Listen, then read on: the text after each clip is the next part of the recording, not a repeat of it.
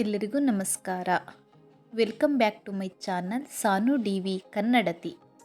ಇವತ್ತಿನ ವಿಡಿಯೋದಲ್ಲಿ ವಿಶ್ವ ಸಾಮಾನ್ಯ ಜ್ಞಾನ ಪ್ರಶ್ನೆಗಳು ಮತ್ತು ಉತ್ತರಗಳು.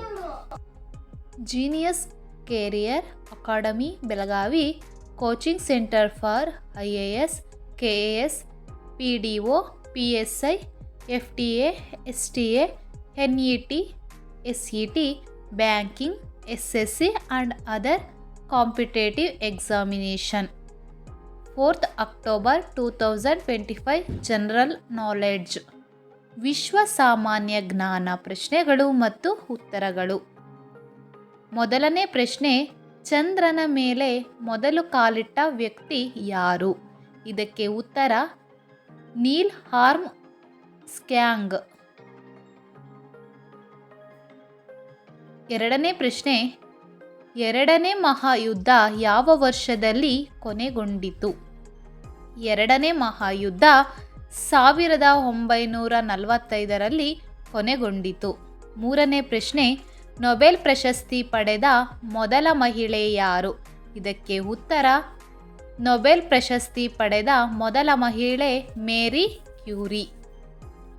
ನಾಲ್ಕನೇ ಪ್ರಶ್ನೆ, ದೂರವಾಣಿಯನ್ನು ಕಂಡುಹಿಡಿದವರು ಯಾರು? ಇದಕ್ಕೆ ಉತ್ತರ ಅಲೆಕ್ಸಾಂಡರ್ ಗ್ರಹಾಂ ಬೆಲ್. ಐದನೇ ಪ್ರಶ್ನೆ, ಬೆಳಕಿನ ಬಲ್ಬ್ ಅನ್ನು ಕಂಡುಹಿಡಿದ ಕೀರ್ತಿ ಯಾರಿಗೆ ಸಲ್ಲುತ್ತದೆ? ಇದಕ್ಕೆ ಉತ್ತರ ಥಾಮಸ್ ಎಡಿಸನ್. ಆರನೇ ಪ್ರಶ್ನೆ, ಪೆನ್ಸಿಲಿನ್ ಅನ್ನು ಕಂಡುಹಿಡಿದವರು ಯಾರು? ಇದಕ್ಕೆ ಉತ್ತರ ಅಲೆಕ್ಸಾಂಡರ್ ಫ್ಲೆಮಿಂಗ್. ಏಳನೇ ಪ್ರಶ್ನೆ, ಕಂಪ್ಯೂಟರ್ಗಳ ಪಿತಾಮಹ ಎಂದು ಯಾರನ್ನು ಕರೆಯಲಾಗುತ್ತದೆ? ಇದಕ್ಕೆ ಉತ್ತರ ಚಾರ್ಲ್ಸ್ ಬ್ಯಾಬೇಜ್. ಎಂಟನೇ ಪ್ರಶ್ನೆ, ನೀರಿನ ರಾಸಾಯನಿಕ ಸೂತ್ರವೇನು? ಇದಕ್ಕೆ ಉತ್ತರ ನೀರಿನ ರಾಸಾಯನಿಕ ಸೂತ್ರ H2O. ಒಂಬತ್ತನೇ ಪ್ರಶ್ನೆ, ಸೂರ್ಯನಿಗೆ ಹತ್ತಿರವಿರುವ ಗ್ರಹ ಯಾವುದು?